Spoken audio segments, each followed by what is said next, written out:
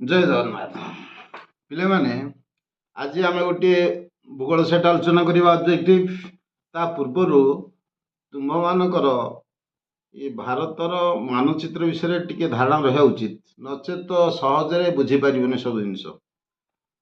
ତେଣୁ ତମର ଆଖି ଆଗରେ ସବୁବେଳେ ଭାରତର ମାନଚିତ୍ରଟା ରଖିଥିବ, କେଉଁ ରାଜ୍ୟ କେଉଁଠି ଅବସ୍ଥିତ ସେଇଟାକୁ ଲକ୍ଷ୍ୟ ରଖିଥିବ, ହେଲେ ସହଜରେ ବୁଝିପାରିବ। ଦେଖ, ତମର ଆମର ଭାରତରେ 28ଟି ରାଜ୍ୟ ଅଛି। ସେ ରାଜ୍ୟ ଗୁଡ଼ିକ ନାଁ ସବୁ ଜାଣିଥିବ, ଆଉ କ'ଣ କହିବି, ସେଟା ଚତୁର୍ଥ ପଞ୍ଚମ ପିଲା ଜାଣୁଛନ୍ତି। 8ଟି କେନ୍ଦ୍ରଶାସିତ ଅଞ୍ଚଳ ଅଛି। 28ଟି ରାଜ୍ୟ, 8ଟି କେନ୍ଦ୍ରଶାସିତ ଅଞ୍ଚଳ। ସେ ରାଜ୍ୟ ଗୁଡ଼ିକ ନାଁ କେନ୍ଦ୍ରଶାସିତ ଅଞ୍ଚଳ ସମସ୍ତେ ଜାଣିଥିବ। କେଉଁ ରାଜ୍ୟ କେଉଁଠି ଅଛି ଟିକେ ଦେଖିଦିଅ, କେଉଁ କେନ୍ଦ୍ର ଦେଖ ପିଲେ, ଏପଟେ ଦେଖ, ଲାଦାଖ ଆଉ କାଶ୍ମୀର ତ ଯାଇଛି, ୟୁନିୟନ ଟେରିଟୋରୀ ପଳେଇ ଯାଇଛି ହେଲା। ତାହେଲେ ଏଇଟା ଏ ଜାଗାଟା ହେଲା ଲାଦାଖ। କାଶ୍ମୀର 2019 ମସିହାରେ ହେଇଯାଇଛି। ଜାମ୍ମୁ କାଶ୍ମୀର ଏଇଟା ଥିଲା, ଏଇ ଜାଗାଟା ପୁରା ଥିଲା, ଏଇ ଜାଗାଟା ପୁରା ଏମିତି ଏଇ ଜାଗାଟା ଥିଲା, ଜାମ୍ମୁ କାଶ୍ମୀର ଥିଲା ଏଇପଟା ହେଲା। ସେ ଲାଦାଖ ଆଉ କାଶ୍ମୀର ୟୁନିୟନ ଟେରିଟୋରୀ ହେଇଯାଇଛି। ତାପରେ ଦେଖ, ହିମାଚଳ, ଏଇ ଯୋଉ ଟିକ୍ ମାରିଲି, ଏଇ ଯୋଉ ଜାଗାଟା ଏଇଟା ହେଲା ହିମାଚଳ ପ୍ରଦେଶ, ଏଇଟା ହେଲା ଉତ୍ତରାଖଣ୍ଡ, ଏଇଟା ପଞ୍ଜାବ, ଏଇଟା ହରିୟାଣା ହେଲା, ଏଇଟା ଉତ୍ତରପ୍ରଦେଶ, ଏଠି ବିହାର। ତାପରେ ଦେଖ ପିଲେ, ଏଠି ଅରୁଣାଚଳ ପ୍ରଦେଶ, ଆସାମ, ନାଗାଲାଣ୍ଡ, ମଣିପୁର, ମିଜୋରାମ, ତ୍ରିପୁରା, ଦେଖୁଛ, ମେଘାଳୟ। ତାପରେ ବିହାର ଯାଇଥିଲା, ଏଠି ଦେଖ ୱେଷ୍ଟ ବେଙ୍ଗଲ, ପଶ୍ଚିମବଙ୍ଗ, ଏଇଟା ୱେଷ୍ଟ ବେଙ୍ଗଲ। ତାପରେ ଏଇଟା ଝାଡ଼ଖଣ୍ଡ, ଛତିଶଗଡ଼, ତାପରେ ଆମର ଓଡ଼ିଶା, ତାପରେ ଆନ୍ଧ୍ର, ଏଇଠି ତେଲେଙ୍ଗାନା, ଏଇଟା ଆନ୍ଧ୍ରପ୍ରଦେଶ, ଏଇଟା ତେଲେଙ୍ଗାନା। ତାପରେ ଏଇଟା ପିଲେ ତାମିଲନାଡୁ, ଏଇଟା କେରଳ, ଏଇଟା କେରଳ। ତାପରେ ଏଇଟା କର୍ଣ୍ଣାଟକ, ଏଇଟା କର୍ଣ୍ଣାଟକ, ମହାରାଷ୍ଟ୍ର, ଏଇଟା ମଧ୍ୟପ୍ରଦେଶ, ଗୁଜୁରାଟ, ରାଜସ୍ଥାନ। ଏରା ଜାଣିଲ। ତାହେଲେ ମନେ ରଖ ପିଲା, ଆମର ଏପଟ ହଉଛି ପୂର୍ବ ଭାରତ ଅଞ୍ଚଳ, ଅରୁଣାଚଳ ପ୍ରଦେଶ, ଆସାମ, ତମର ଯୋଉ festival of north India, north east, ଉତ୍ତର ପୂର୍ବ ର ଫେଷ୍ଟିଭାଲ ଯୋଉ ଇଂରେଜୀରେ ପଢୁଛ, 7 ଭଉଣୀ, ସେ କିଏ ଏଇ ଯୋଉ ଏଇଠି ଅଛନ୍ତି, ଆସାମ, ନାଗାଲାଣ୍ଡ, ମେଘାଳୟ, ମଣିପୁର, ତ୍ରିପୁରା, ମିଜୋରାମ, ଅରୁଣାଚଳ ପ୍ରଦେଶ।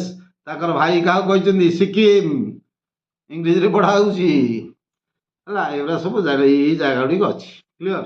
ତାହେଲେ ମନେ ରଖିଲେ, ଏଇଟା ଓଡ଼ିଶା ଆମର, ଏଇଟା ଆନ୍ଧ୍ରପ୍ରଦେଶ, ଏଇଟା ତେଲେଙ୍ଗାନା, ଏଇଟା ତାମିଲନାଡୁ, ଏଇଠି କେରଳ, ଏଇଟା କର୍ଣ୍ଣାଟକ, ତାପରେ ମହାରାଷ୍ଟ୍ର, ଏଠି ହଉଛି ଗୁଜୁରାଟ। ତାହେଲେ ସମୁଦ୍ର କୂଳକୁ ଏଇଟା ହଉଛି ବଙ୍ଗୋପସାଗର, ବେ ଅଫ ବେଙ୍ଗଲ ହେଲା। ଏଇଟା ହଉଛି ଆରବ ସାଗର, ତଳେ ରହିଲା ଭାରତ ମହାସାଗର ରହିଲା ହେଲା।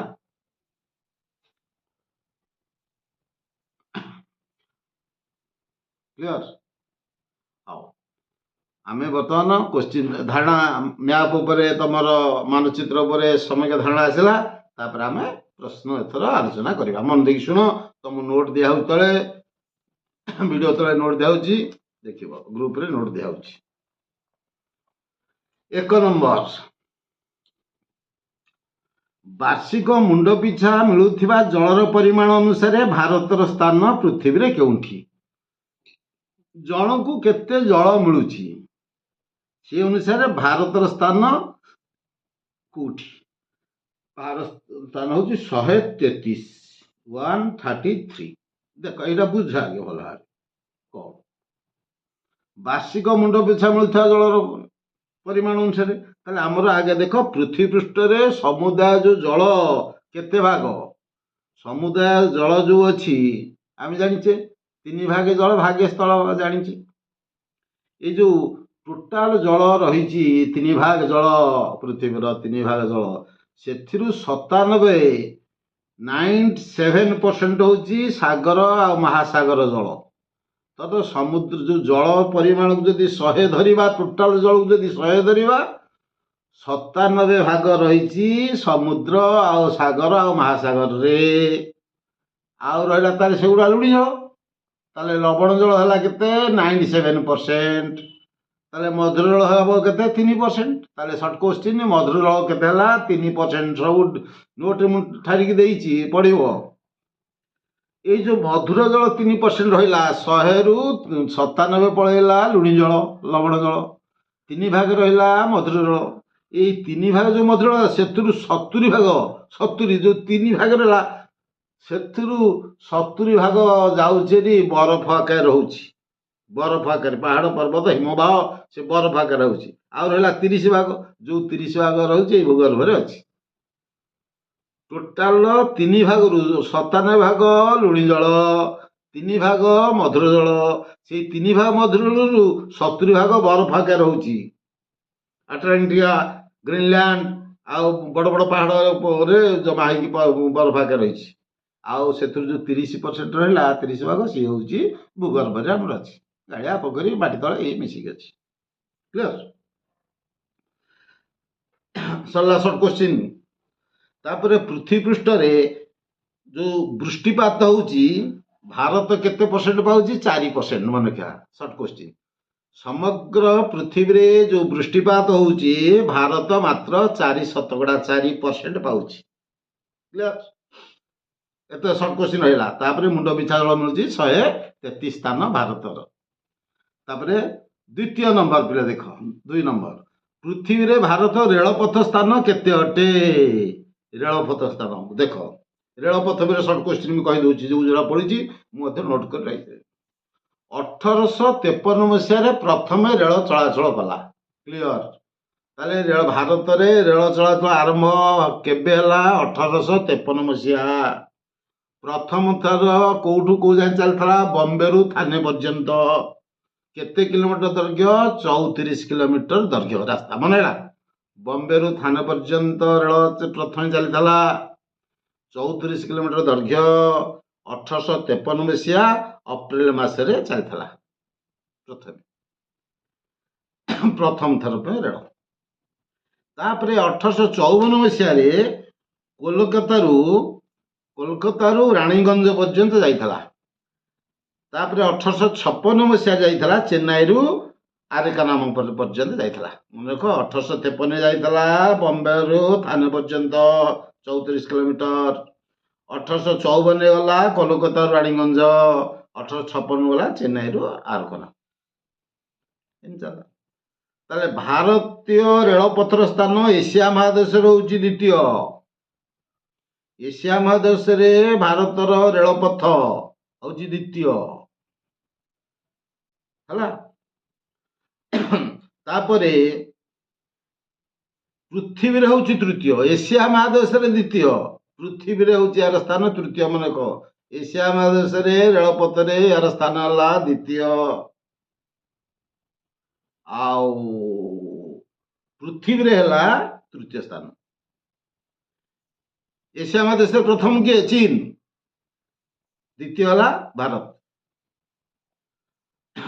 ତାହେଲେ ଟୋଟାଲ ପୃଥିବୀରେ ପ୍ରଥମ କିଏ ସେ ରେଳପଥରେ? ଯୁକ୍ତରାଷ୍ଟ୍ର ଆମେରିକା। ଦ୍ୱିତୀୟ କିଏ ସେ? ଚୀନ। ତୃତୀୟ କିଏ ସେ? ଭାରତ। ଯୁକ୍ତରାଷ୍ଟ୍ର ଆମେରିକାର ରେଳପଥ ଦୈର୍ଘ୍ୟ ହଉଛି କେତେ? 2,24,792 କିଲୋମିଟର। ଚୀନର ରେଳପଥ ଦୈର୍ଘ୍ୟ ହଉଛି 98,000 କିଲୋମିଟର। ଭାରତର ରେଳପଥ ଦୈର୍ଘ୍ୟ ହଉଛି 67,368 କିଲୋମିଟର। ମୁଁ ନୋଟ୍ ଲେଖିଦେଇଛି, ମନେ। ସେଥିରେ ଗୋଟେ ସର୍ଟ କୋଶ୍ଚିନ୍ ପଡିବ। ଭାରତରେ ଯୋଉ ରେଳପଥ ଟୋଟାଲ ହଉଛି ଦୈର୍ଘ୍ୟ 67,368 କିଲୋମିଟର, ସେଥିରୁ 22,224 କିଲୋମିଟର ବିଦ୍ୟୁତକରଣ ହେଇଛି, ଇଲେକ୍ଟ୍ରିଫାଏଡ ହେଇଯାଇଛି, ବୋଲେ ବିଦ୍ୟୁତରେ ଗାଡି ଚାଲୁଛି। 22,224 କିଲୋମିଟର। ଭାରତର ଟୋଟାଲ ଏତିକି ରେଳପଥ ବିଦ୍ୟୁତ ଦ୍ୱାରା ଚାଲୁଛି, ବିଦ୍ୟୁତ ସଂଯୋଗୀକରଣ ହେଇଛି। କ୍ଲିୟର।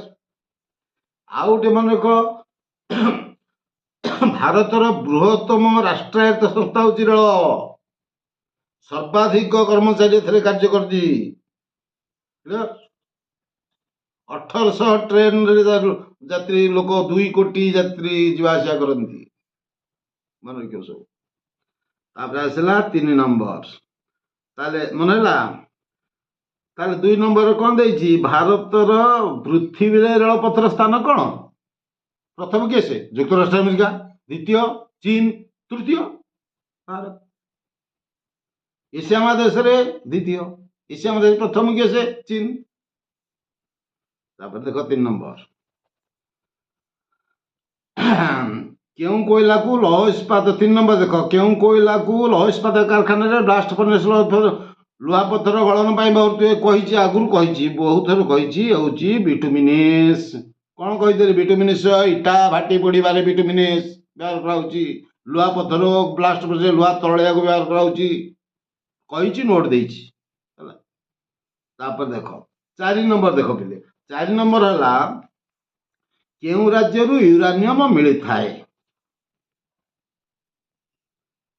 ଓଡ଼ିଶା, ଉତ୍ତରାଖଣ୍ଡ, ଛତିଶଗଡ଼, ଝାଡ଼ଖଣ୍ଡ ହେଲା। ତାହେଲେ ୟୁରାନିୟମ ମନେକ ଭାରତରେ କୋଉଠି କୋଉଠି ମିଳୁଛି? ଆଗେ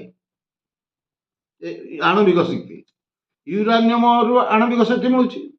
ତାହେଲେ ୟୁରାନିୟମ ମିଳୁଛି ଆମର ଓଡ଼ିଶାର ଝାଡ଼ଖଣ୍ଡ, ଓଡ଼ିଶା ନୁହଁ, ଓଡ଼ିଶା ତ ଗୋଟେ ରାଜ୍ୟ, ଝାଡ଼ଖଣ୍ଡ ଗୋଟେ ରାଜ୍ୟ, ଉତ୍ତରାଖଣ୍ଡ ଗୋଟେ ରାଜ୍ୟ, ଛତିଶଗଡ଼ ଗୋଟେ। ଝାଡ଼ଖଣ୍ଡରେ ମିଳୁଛି ୟୁରାନିୟମ। ଆଣବିକ ଶକ୍ତି କଣ? ଯୋଉ ଆମର ତେଜସ୍କ୍ରିୟ ଧାତୁ ଗୁଡ଼ିକ ଅଛନ୍ତି, ୟୁରାନିୟମ, ଥୋରିୟମ, ଏ ଯୋଉରା। ତାହେଲେ ୟୁରାନିୟମ ମିଳୁଛି ଝାଡ଼ଖଣ୍ଡରୁ। ଥୋରିୟମ ମିଳୁଛି ରାଜସ୍ଥାନର ଆରାବଳୀ ପର୍ବତରୁ। ମନେକ, ଥୋରିୟମ ମିଳୁଛି କୋଉଠି? ରାଜସ୍ଥାନର ଆରାବଳୀ ପର୍ବତରୁ। ଆଉ କେରଳର ଯୋଉ ମେନଜାଇଟ, କେରଳ ଉପକୂଳରେ ଯୋଉ ମେନଜାଇଟ ବାଲିରୁ ମଧ୍ୟ କିଛି ଥୋରିୟମ ମିଳେ। ତାହେଲେ ମନେକ ଯୋଡ଼ିଏ ସର୍ଟ କ୍ୱେଶ୍ଚିନ୍ ମନେକ, ଏଥିରେ ୟୁରାନିୟମ ମିଳୁଛି ଝାଡ଼ଖଣ୍ଡରୁ, ଥୋରିୟମ ମିଳୁଛି ରାଜସ୍ଥାନର ଆରାବଳୀ ପର୍ବତ। ତାପରେ 5 ନମ୍ବର ଦେଖ। 5 ନମ୍ବର ଦେଖ, ପୃଥିବୀର କେଉଁ ସ୍ଥାନ ନିକଟରେ କୋରିଓଲିସ୍ ବଳ ଦୁର୍ବଳ ଥାଏ? ମନେକ, ଉତ୍ତର ଏହା ହେଉଛି ବିଷୁବରେଖା। କାହିଁକି ଆଉ ବୁଝ।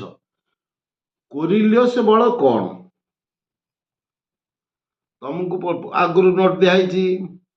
ଚକ୍ରବାତ ସୃଷ୍ଟି ହେବା ପାଇଁ ସମୁଦ୍ର ଜଳର ତାପମାତ୍ରା କେତେ ଦରକାର?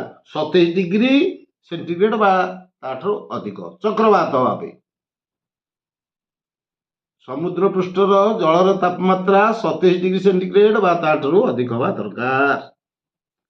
କ୍ଲିୟର। ଚକ୍ରବାତ ସୃଷ୍ଟି। ଏଇ ଯୋଉ ପବନ ଯୋଉ ଘୁରେଇବା ପାଇଁ, ଏଇ ଯୋଉ ପବନକୁ ଘୁରେଇବା ପାଇଁ ଯୋଉ ବଳ ଦରକାର, ସେ ବଳଟା କହନ୍ତି କୋରିଓଲିସ୍ ବଳ। କୋରିଓଲିସ୍ ବଳ। କ୍ଲିୟର। ଏଇ ଯୋଉ ଚକ୍ରବାତ ସୃଷ୍ଟି ହେବା ପାଇଁ ପବନ ଯୋଉ ଘୁରିବ, ସେଇ ଘୁରିବା ବଳଟା କହନ୍ତି କୋରିଓଲିସ୍ ବଳ। ଏରା କୋଉଠୁ ଆରମ୍ଭ?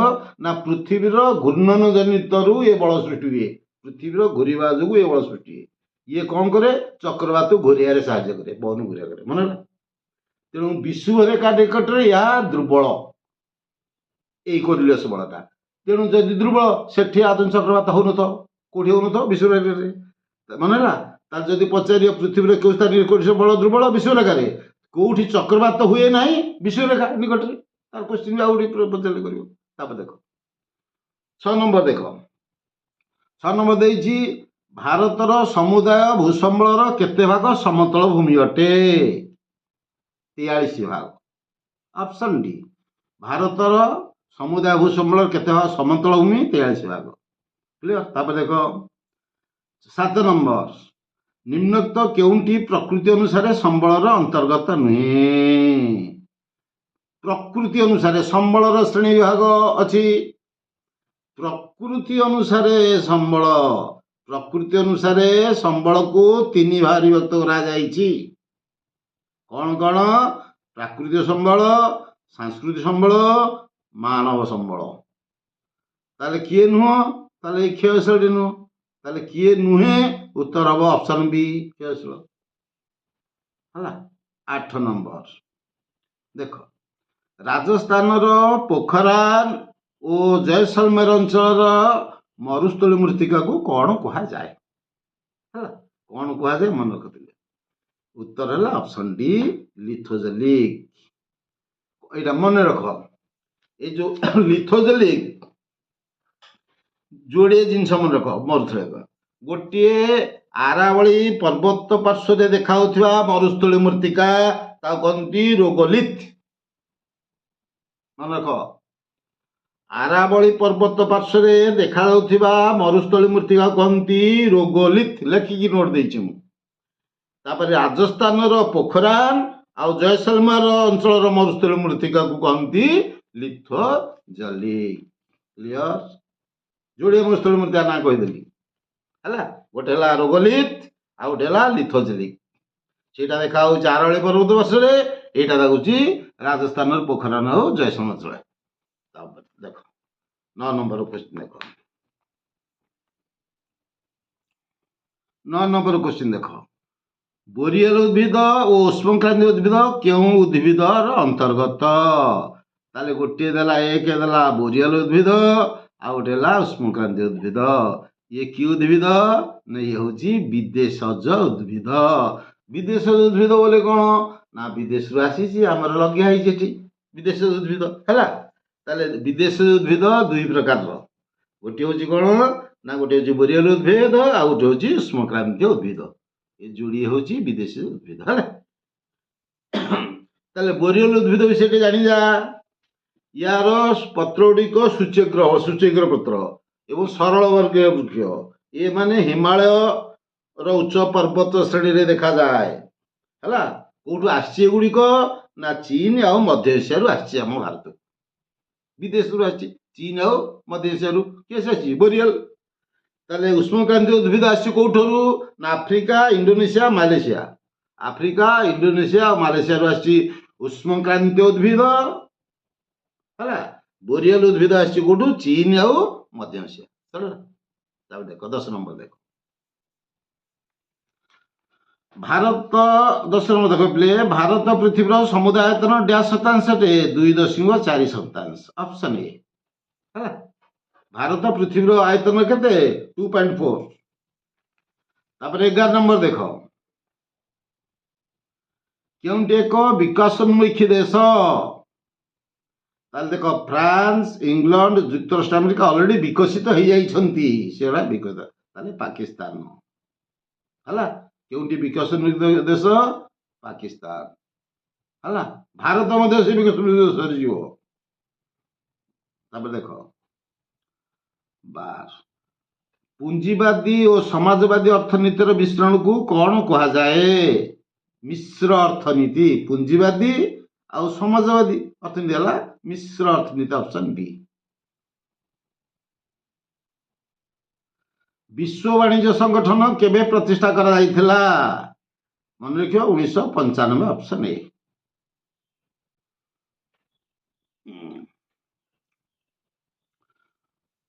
14 ନମ୍ବର ପିଲେ, ବହୁପାକ୍ଷିକ ବାଣିଜ୍ୟ ରାଜିନାମା କେଉଁ ସଂଗଠନ ଲକ୍ଷ୍ୟ ଅଟେ? ଏ ହେଉଛି ବିଶ୍ୱ ବାଣିଜ୍ୟ ସଂଗଠନର ଲକ୍ଷ୍ୟ। Option C. 15, କାହାକୁ ଦାରିଦ୍ର୍ୟ ଏକ ପ୍ରତିଫଳନ ବୋଲି କୁହାଯାଏ? ବେକାରୀ। ବେକାରୀ ହେଉଛି ଗୋଟେ ଦାରିଦ୍ର୍ୟର ପ୍ରତିଫଳନ।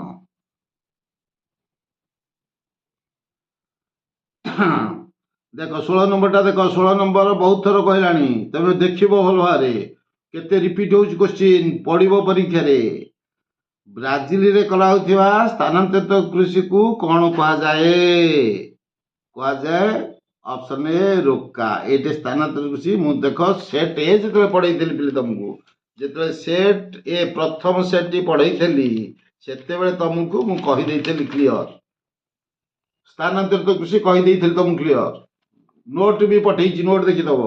1 ଉତ୍ତର ପୂର୍ବ ରାଜ୍ୟ ଆସାମ, ମେଘାଳୟ, ମିଜୋରାମ, ନାଗାଲାଣ୍ଡ। ଉତ୍ତର ପୂର୍ବ, ଏଇଟା ଚିତ୍ର ଦେଖା ହେଇଥିଲା ଯୋଉ। ସେଥିରେ ଯେଉଁ ସ୍ଥାନାନ୍ତର କୃଷି ତାକୁ କହନ୍ତି ଜୁମ୍। ଆନ୍ଧ୍ରପ୍ରଦେଶରେ କହନ୍ତି ପୋଡୁ। ପଶ୍ଚିମଘାଟ ପର୍ବତରେ କହନ୍ତି ତାକୁ କୁମୁରି। ଝାଡ଼ଖଣ୍ଡରେ ତାକୁ କହନ୍ତି କୁରୁଆ। ମେକ୍ସିକୋ ଆଉ କେନ୍ଦ୍ରୀୟ ଆମେରିକାରେ ତାକୁ କହନ୍ତି ମିଲପା। ବ୍ରାଜିଲରେ କହନ୍ତି ରୋକା। ଏଇଠି ପଚାରିଛି ବ୍ରାଜିଲରେ କ'ଣ କହନ୍ତି? ରୋକା ହେଲା। ଇଣ୍ଡୋନେସିଆ ଆଉ ଭିଏତନାମରେ ତାକୁ କହନ୍ତି ରେ। ମନେ ରଖ, ସବୁ ନୋଟ୍ ଦେଇଛି କହିଲି କ୍ଲିୟର। ତାପରେ 17 ନମ୍ବର,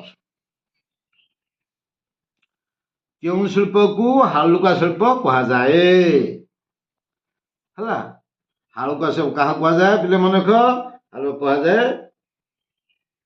ଆମର ଖାଉଟି ଶିଳ୍ପକୁ ହାଲୁକା ଶିଳ୍ପ କୁହାଯାଏ। ହେଲା, ଖାଉଟି ଶିଳ୍ପକୁ ହାଲୁକା ଶିଳ୍ପ।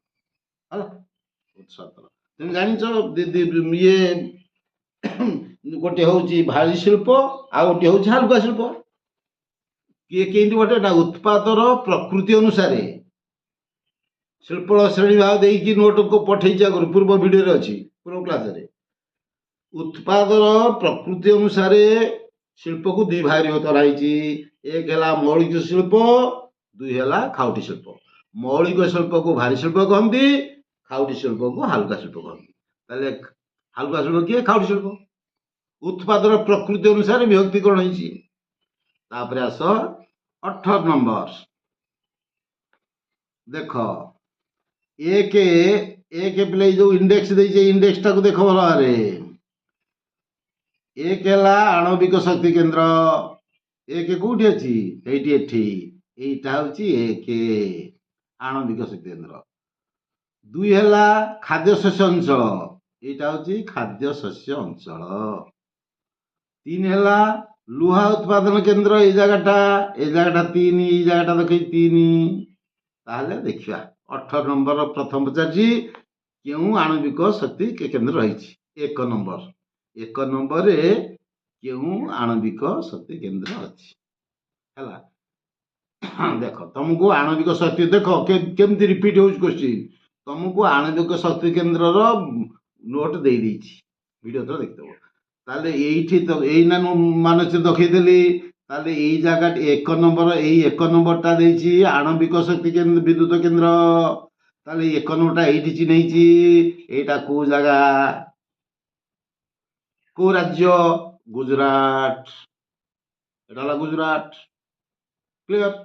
ଯଦି ଗୁଜରାଟ, ଏ ଜାଗାଟା ଗୁଜରାଟ, ତାହେଲେ ଗୁଜରାଟରେ ଆଣବିକ ଶକ୍ତି କେନ୍ଦ୍ର କିଏ? ସେ କାକ୍ରପଡ଼ା। କାକ୍ରପଡ଼ା ବା କାକ୍ରପରା ବି କେତେ ଜାଗାରେ ଲେଖା ହେଇଛି। ତାହେଲେ କାକ୍ରାପଡ଼ା। କ୍ଲିୟର? ତାହେଲେ এইটা হব কাকরাপাড়া আণবিক শক্তি কেন্দ্র, এটি বিদ্যুৎ কেন্দ্র। তার দ্বিতীয় আস চিহ্নিত অঞ্চল কেউ খাদ্য শস্যের অন্তর্গত। তাহলে এই দুইটা, এইটা কেউ খাদ্য শস্য মনে না, এইটি মনে কর। বুঝ, বুঝিকি কর। খাদ্য শস্য, আমি খাদ্য শস্যের ধান নেবা, গহম নেবা, বাজরা, জ, এগুলো হচ্ছে খাদ্য শস্য নেবা। বিনিময় হচ্ছে রবি ফসল, সেগুলা ଖାଦ୍ୟଶସ୍ୟରେ ଯିବ। କିନ୍ତୁ ମୁଖ୍ୟ ଖାଦ୍ୟଶସ୍ୟ ଖାଇବା ହେଲା କ'ଣ? ଧାନ, ଗହମ, ଜ, ବାଜରା, ଏଗୁଡ଼ା। ତାହେଲେ ଏଠି ଦେଇଛି ମକା ବି ଧର ଖାଇବାରେ। ତାହେଲେ ଧାନ ଦେଇଛି, ଗହମ ଦେଇଛି। ଦେଖ ପିଲେ, ଧାନ ଦେଇଛି, ଗହମ ଦେଇଛି, ମକା ଦେଇଛି, ଜ ଦେଇଛି। ତାହେଲେ ଏଇ ଜାଗାଟା କୋଉ ଜାଗା? ଚିତ୍ରରେ ଦେଖ, এই ଜାଗାଟା ହଉଛି କ'ଣ? କହିଦେଲା এইଟା ପଶ୍ଚିମବଙ୍ଗ, এইটা ଓଡ଼ିଶା, এইটা ଆନ୍ଧ୍ରପ୍ରଦେଶ, এইটা ତାମିଲନାଡୁ। କହିଦେଲା ଏଇଟା ତାମିଲନାଡୁ, এই ଜାଗାଟା ତାମିଲନାଡୁ। ତାହେଲେ ତାମିଲନାଡୁରେ କୋଉ ଚାଷ ଅଧିକ ହଉଛି? ଦେଖ, ଧାନ ଆମର ହଉଛି କୋଉଠି କୋଉଠି? ଧାନ ଉପକୂଳବର୍ତ୍ତୀ ଅଞ୍ଚଳ ଅଧିକ ହଉଛି। ତାହେଲେ ପଶ୍ଚିମବଙ୍ଗରେ ଧାନ ହଉଛି, ଓଡ଼ିଶାରେ ଧାନ ହଉଛି, ଆନ୍ଧ୍ରପ୍ରଦେଶରେ ଧାନ ହଉଛି, ତାମିଲନାଡୁରେ ବି ଧାନ ହଉଛି। ତାହେଲେ এইটা କୋଉ ଧାନ ଚାଷ, ଏଇଟା କି ଚାଷ ଯିବ? ତାହେଲେ ଧାନ ଚାଷ। ଅପସନ ଏ ହେଲା ଆମର ରାଇଟ୍ ଆନ୍ସର। ତାହେଲେ ଗହମ କାହିଁ ହବନି? ନା ଗହମ ଏପଟେ ସବୁ, ଗହମ ଏଇ ଅଞ୍ଚଳରେ କ'ଣ? ଉତ୍ତରପ୍ରଦେଶ, ପଞ୍ଜାବ, ହରିୟାଣା, ରାଜସ୍ଥାନ, এইଠି ଗହମ ହଉଛି। এইଟା ଗହମ ଚାଷ ଅଞ୍ଚଳ। ତାହେଲେ এইଟା ଗହମ ହେଲା ନାହିଁ, ଗହମ କଟିଗଲା। ତାପରେ ଦେଖ ମକା, ମକା ହବ ବିହାର, କର୍ଣ୍ଣାଟକ, ଉତ୍ତରପ୍ରଦେଶ, ଆନ୍ଧ୍ରପ୍ରଦେଶ, ମକା ଏଠି ହଉନି, ତାମିଲନାଡୁରେ ମକା ନାହିଁ, ତାହେଲେ ମକା ହଉଥିଲା ହେଲା। ତାପରେ ଜ ଜ ଏଠି ତାମିଲନାଡୁରେ ଅଳ୍ପ ପରିମାଣରେ ଜ ହୁଏ, କିନ୍ତୁ ମୁଖ୍ୟ ହୁଏ ଧାନ ଚାଷ। ଜ ବି ତାମିଲନାଡୁ ହୁଏ, ଜ ହୁଏ ମହାରାଷ୍ଟ୍ର, କର୍ଣ୍ଣାଟକ, ମଧ୍ୟପ୍ରଦେଶ, ତାମିଲନାଡୁ, ଚାରିଟା ମନେ ରଖିଦବ, ମୁଁ ଗୋଟେ ଦେଇଛି ହେଲା, କ୍ଲିୟର। ତାପରେ ଦେଖ 20 ନମ୍ବର, 20 ନମ୍ବର ଦେଖ ଲୁହାପତ୍ର ଖଣି। ଲୁହାପତ୍ର ଖଣି ହେଲା, ଲୁହାପତ୍ର ଖଣି ହେଲା କୋଉଟା, ନୂଆମୁଣ୍ଡି, କେନ୍ଦୁଝର, ରତ୍ନଗିରି, ବସ୍ତର। ଇଏ ଚାରିଟା ହଉଛି ଲୁହାପତ୍ର ଖଣି। ନୂଆମୁଣ୍ଡି ଗୋଟିଏ ଲୁହାପତ୍ର ଖଣି, କେନ୍ଦୁଝର ଲୁହାପତ୍ର ଖଣି, ରତ୍ନଗିରି ଲୁହାପତ୍ର ଖଣି, ବସ୍ତର ଅଞ୍ଚଳ ମଧ୍ୟ ଲୁହାପତ୍ର ଖଣି। ଇଏ ଯୋଉ ଜାଗା ଚିହ୍ନିଛି, ତୃତୀୟ ଜାଗାଟା କୋଉଠି ନା, ତୃତୀୟ ଜାଗାଟା ହଉଛି ପିଲେ ହେଇଠି, ଏଇ ଜାଗାଟା ତୃତୀୟ, ଏଇଟା ଫାଷ୍ଟ ଥିଲା, ଏଇଟା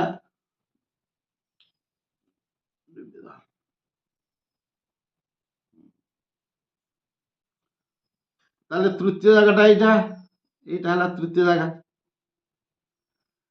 ତାହେଲେ ଏଇ ଜାଗାଟା କୋଉଠା ତମେ ଅନୁମାନ କରୁଛ, ବର୍ତ୍ତମାନ ଭାବୁଛ, ଭାବ କୋଉଟା, ସେ କୋଉ ଜାଗାଟା ହବ ସେଇଟା। ଦେଖ ତମେ ଯୋଉ ନୂଆମଣ୍ଡିଟା କୋଉଠି, ଦେଖ ନୂଆମଣ୍ଡି ହଉଛି ଝାଡଖଣ୍ଡ, ଦେଖ ନୂଆମଣ୍ଡି ହଉଛି ଝାଡଖଣ୍ଡ। ଝାଡଖଣ୍ଡ କୋଉଠି, ବିହାର ଝାଡଖଣ୍ଡ, ଏ ଜାଗାରେ ବିହାର ଝାଡଖଣ୍ଡ ଏଠେଇ, ତାହେଲେ ନୂଆମଣ୍ଡି ହବ ନାହିଁ, କ୍ଲିୟର। ନୂଆମଣ୍ଡି ହବନି, କଟିଯିବ, କ୍ଲିୟର। କେନ୍ଦୁଝର କୋଉଠି ନା, ଓଡିଶା ତ ଏଠେଇ, ଓଡିଶାରେ କେଉଁଝର, ତାହେଲେ ଇଏ କେଉଁଝର କଟିଗଲା ହେଲା।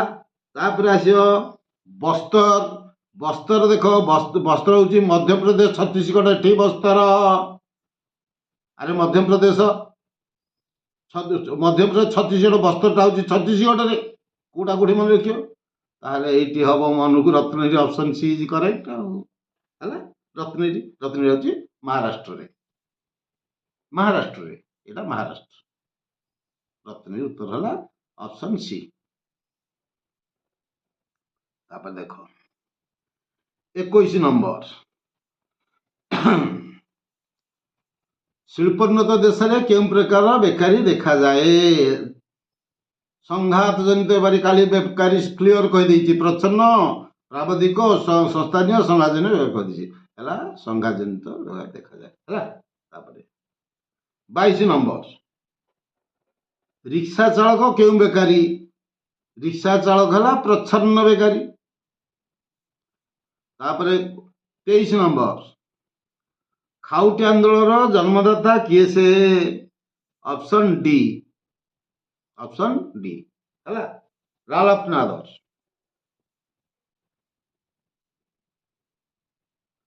24 ନମ୍ବର, କେଉଁ ସ୍କିମ୍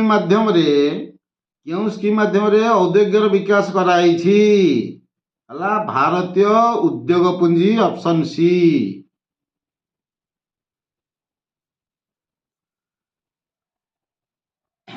25 ନମ୍ବର, କେଉଁଠି ନିବେଶର ଏକ ମାଧ୍ୟମ ନୁହେଁ, ହେଲା ସେବି। କାଲି ସେବିର କଥା କହିଥିଲି ତମକୁ, ଫୁଲ କହିଛି ସେବି, ଅପସନ୍ ବି।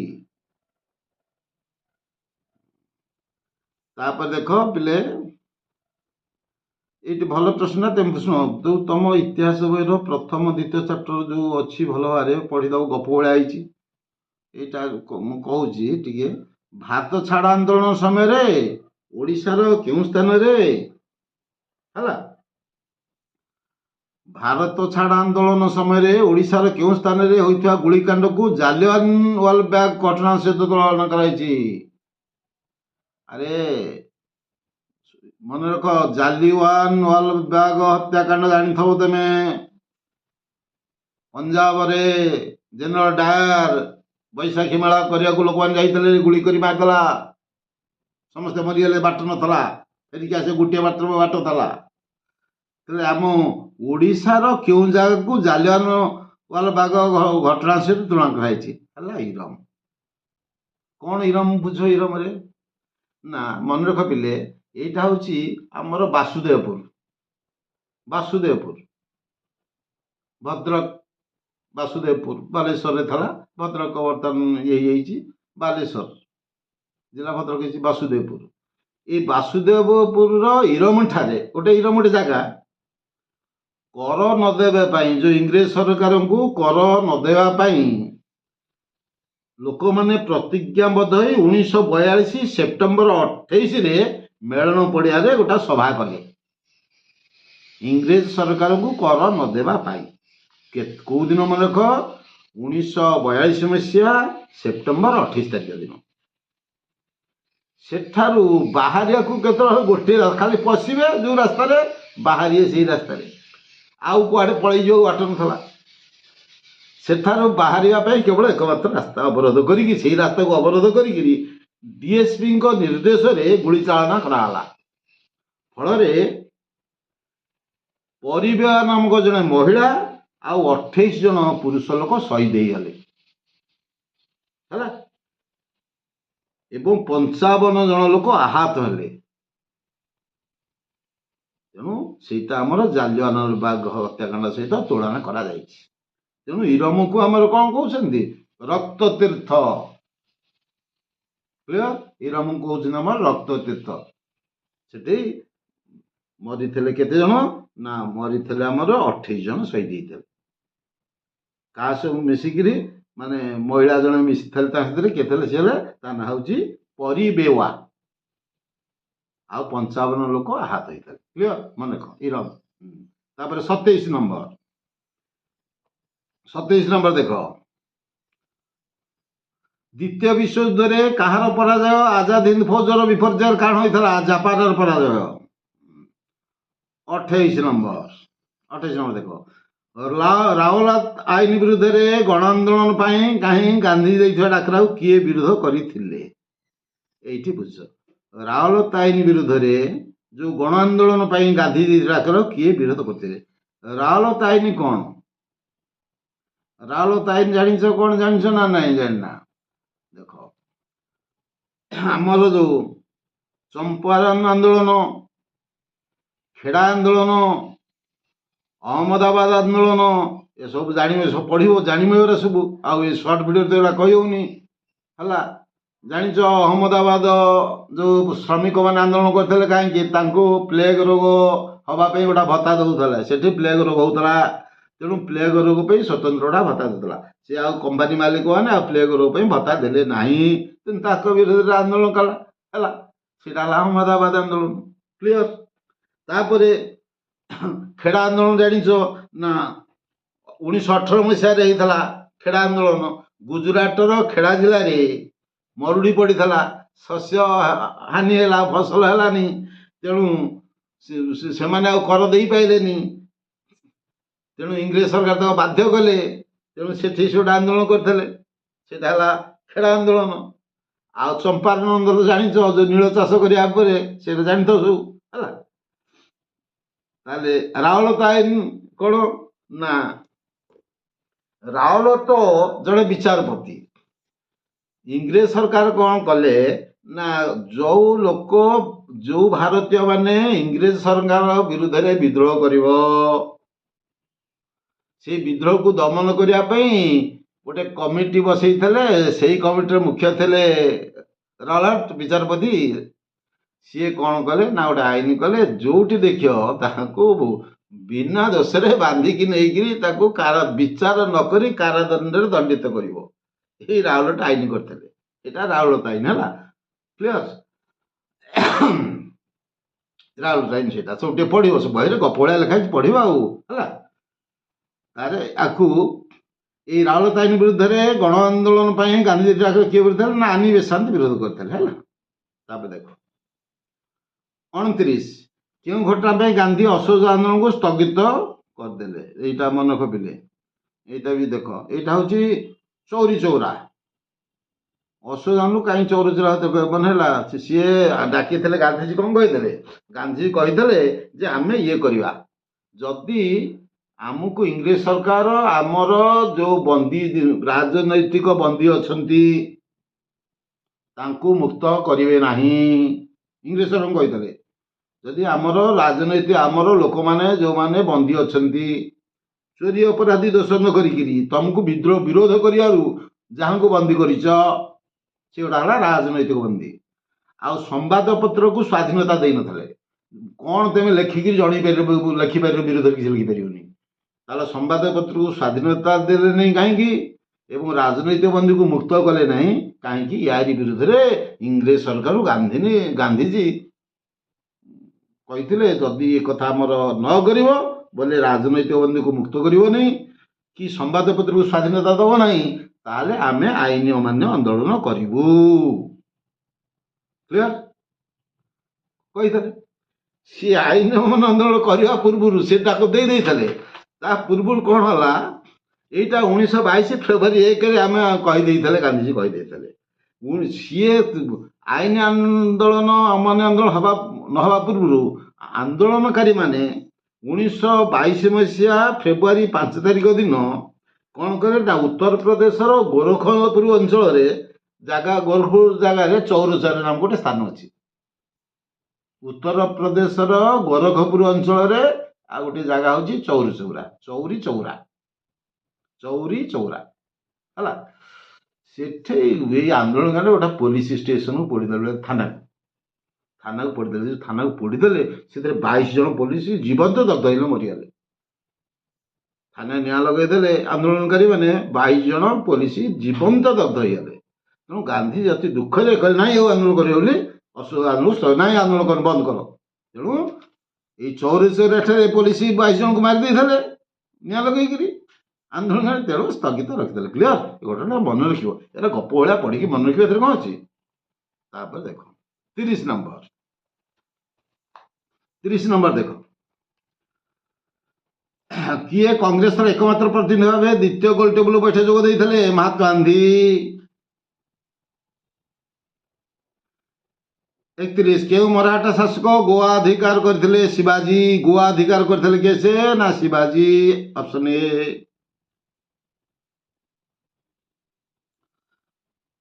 32 ନମ୍ବର, ଏଟା ତୁମେ ସବୁ ଜାଣୁଛ, ଗାଁ ଗହଳି ସମସ୍ତେ ଜାଣିଛ, ଆଉ କ'ଣ କହିବା। ଅନ୍ତର୍ଦୟ ଯୋଜନାରେ ଦରିଦ୍ର ଲୋକକୁ ମାସକୁ କେତେ କି ଚାଉଳ ଦିଆଯାଉଛି? 35 କେଜି। ସମସ୍ତେ ଘରେ ଜାଣିଛ 35 କେଜି ଚାଉଳ ଦିଆଯାଉଛି। ଆଉ ତାପରେ 33 ନମ୍ବର, ଭାରତ ତାର ପ୍ରଥମ ପରମାଣୁ ବୋମା ବିସ୍ଫୋରଣ ପରୀକ୍ଷା କେଉଁଠାରେ କରିଥିଲା? ପୋଖରାନ ଠାରେ।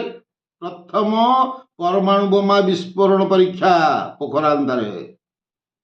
ତାପରେ ଦେଖ 34, ଆଞ୍ଚଳିକ ଆୟୁର୍ବିଜ୍ଞାନ ଗବେଷଣା କେନ୍ଦ୍ର କେଉଁଠାରେ ଅବସ୍ଥିତ? ଭୁବନେଶ୍ୱର। ଆୟୁର୍ବିଜ୍ଞାନ ଗବେଷଣା କେନ୍ଦ୍ର କୋଉଠି ଅବସ୍ଥିତ? ଭୁବନେଶ୍ୱର। Option C. 35, ପାରାଦୀପ ବନ୍ଦରରୁ ପ୍ରାଥମିକ ଭାବେ କେଉଁ ଖଣିଜ? ପାରାଦୀପ ବନ୍ଦର କୋଉଠି? ଓଡ଼ିଶାରେ। ଓଡ଼ିଶାରେ ଯଦି ପାରାଦୀପ ବନ୍ଦର, ଓଡ଼ିଶାରେ କ'ଣ ବେଶୀ ଭାବୁଛି? ଲୁହାପଥର ରପ୍ତାନି କରୁଛି। ଆଉ ଅପସନ ଏ। ଆଉ 36, ହେନରୀ ରିସ୍ଲେ କେଉଁ ଭାଇସରୟଙ୍କ ସରକାରରେ ଗୃହ ସଚିବ ଥିଲେ? ଲର୍ଡ କର୍ଜନଙ୍କ ସମୟରେ ହେଲା ଥିଲେ। ତାପରେ ଦେଖ ସରକାର ହେଲା। ତାପରେ ଆସ 37, ରାଜେନ୍ଦ୍ର ଲାଲ ମିତ୍ର ନିମ୍ନୋକ୍ତ ମଧ୍ୟରୁ କ'ଣ ଥିଲେ? ରାଜେନ୍ଦ୍ର ଲାଲ ଥିଲେ ଜଣେ ଐତିହାସିକ। Option D. 38 ନମ୍ବର, କିଏ ଲଣ୍ଡନ ଠାରେ ଭାରତ ସଚିବ ସାମୁଏଲ ହରଙ୍କୁ ଓଡ଼ିଆ ମାନଙ୍କ ଦାବି ସମ୍ପର୍କରେ ଅବଗତ କରାଇଥିଲେ? ମହାରାଜା କୃଷ୍ଣଚନ୍ଦ୍ର ଗଜପତି ହେଲା। ତାପରେ 39 ନମ୍ବର, 39 ନମ୍ବର ଦେଖ, କେଉଁ ଦୁଇ ପକ୍ଷ ମିଳନ ପତ୍ରରେ ସ୍ୱାକ୍ଷର କରିଥିଲେ? ମିଳନ ପତ୍ର ସ୍ୱାକ୍ଷର କରିଥିଲେ କିଏ? ଭାରତ ସରକାର ଆଉ ଦେଶୀୟ ରାଜ୍ୟ, ଏଇ ଦୁଇ ପକ୍ଷ ସ୍ୱାକ୍ଷର କରିଥିଲେ ଆଉ ମିଳନ ପତ୍ରରେ। ଆଉ କିଏ 40 ନମ୍ବର ଦେଖ, କିଏ ପୁନର୍ଗଠିତ ଓଡ଼ିଶା ଗଣଜାତୀୟ ତଦନ୍ତ କମିଟିର ସମ୍ପାଦକ ଥିଲେ? ପୁନର୍ଗଠିତ ଓଡ଼ିଶା ଗଣଜାତୀୟ ତଦନ୍ତ କମିଟିର ସମ୍ପାଦକ ଥିଲେ, ସେକ୍ରେଟାରୀ ଥିଲେ କିଏ? Sarangadhar Das. Option C.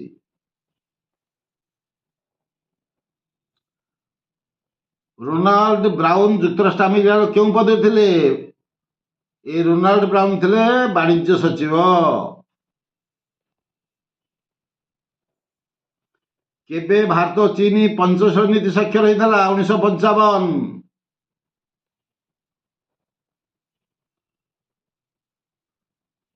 43 number 2 ଚକିଆ ଯାନରେ ଚାଳକ ସହିତ ସର୍ବାଧିକ କେତେ ଜଣ ବସିବେ ଏଇଟା ଜାଣିଛୁ ସମସ୍ତେ। ଆଉ 2 ଚକିଆ ଜଣେ ତ ଚଲି ଆଉ ଜଣେ ଅଧିକ ବସିବ, ଅଧିକ ବସିଲେ ଦଣ୍ଡ ହବ, 3 ଜଣ ଧରା ହବ। ଜଣେ ଜଣେ ଚାଳକ ସହିତ ଆଉ ଜଣେ ବସିବ। ଶ୍ରୀଲଙ୍କା ଭାରତର କେଉଁ ଦିଗରେ ଅବସ୍ଥିତ? ଏଇଗୁରା କ'ଣ କହିବ? ଦକ୍ଷିଣ ଦିଗରେ। ଏରା ତ ସାର୍ ଶ୍ରୀଲଙ୍କା ଭାରତ ଦକ୍ଷିଣ ମାନଚିତ୍ର ଦେଖିତଲ, ଦେଖିପାରିଲନି ଶ୍ରୀଲଙ୍କା ମାନଚିତ୍ର ଦେଖିବ ଦକ୍ଷିଣରେ। ତାପରେ ଦେଖ ଏଟା 45 ନମ୍ବର ହେଲା। ନେପାଳର ତତ୍କାଳୀନ ପ୍ରଧାନମନ୍ତ୍ରୀ ଟିପି ଆଚାର୍ଯ୍ୟ କାହାର ସମର୍ଥକ ଥିଲେ? ଚୀନର ସମର୍ଥକ ଥିଲେ। ନେପାଳର ତତ୍କାଳୀନ ପ୍ରଧାନମନ୍ତ୍ରୀ ଟିପି ଆଚାର୍ଯ୍ୟ କାହାର ସମର୍ଥକ ଥିଲେ? ଚୀନର। Option D. 46 ନମ୍ବର ନିମ୍ନୋକ୍ତ କେଉଁ ଅଞ୍ଚଳଟି ଫରାସୀମାନଙ୍କ ଅଧୀନରେ ନଥିଲା? ଗୋଆ। ଗୋଆ ଫରାସୀମାନଙ୍କ ଅଧୀନରେ ନଥିଲା। ଆଉଥିଲା ପଣ୍ଡିଚେରୀ ମାହେ କରିକଲ ଥିଲା ଫରାସୀ ଅଧୀନରେ, କେବଳ ଗୋଆ ନଥିଲା। ହାଇଦ୍ରାବାଦ କେଉଁ ଶ୍ରେଣୀଭୁକ୍ତ ରାଜ୍ୟ ଥିଲା? ହାଇଦ୍ରାବାଦ ଖ। 3 ଶ୍ରେଣୀ କ ଖ ଗ। କୋଉ ଶ୍ରେଣୀ କୋଉଥିରେ ଜାଣିବ? ହାଇଦ୍ରାବାଦ ଥିଲା ଖ ଶ୍ରେଣୀଭୁକ୍ତ। ତାପରେ 48 ନମ୍ବର ଆବଶ୍ୟକ ସ୍ଥଳେ ରାଷ୍ଟ୍ରପତି କେଉଁ ସମ୍ପ୍ରଦାୟର 2 ଜଣଙ୍କୁ ବ୍ୟକ୍ତିକୁ ଲୋକସଭାକୁ ମନୋନୀତ କରିବେ? Anglo Indian. Anglo Indian, Anglo ଭାରତୀୟ। ଅପସନ୍ ଏ 2 ଜଣଙ୍କୁ ନେଇପାରିବେ, ଲୋକସଭାକୁ ମନୋନୀତ କରିପାରିବେ ହେଲା ରାଷ୍ଟ୍ରପତି। ତାପରେ 49 ଭାରତର ସାର୍ବଭୌମ କ୍ଷମତା କାହାଠାରେ ନ୍ୟସ୍ତ? ସାର୍ବଭୌମତା ଜନସାଧାରଣ ଯାହା ଚାହିଁଲେ ସେ କରିପାରିବେ। ସାର୍ବଭୌମ କ୍ଷମତା କାହାଠାରେ ନ୍ୟସ୍ତ? ଜନସାଧାରଣ ଠାରେ। 50 ଭାରତ ବାରାଉଣୀ ଠାରେ ତୈଳ ବିଶୋଧନ କେଉଁ ଦେଶର ଆର୍ଥିକ ବୈଶ୍ୱିକ ସହଯୋଗ ପ୍ରତିଷ୍ଠା କରିଛି? ଯୋଉ ତୈଳ ବିଶୋଧନ ହେଲା ବାରାଉଣୀ ହେଲା ସୋଭିଏତ ରୁଷ ସହାୟତାରେ କରିଛି।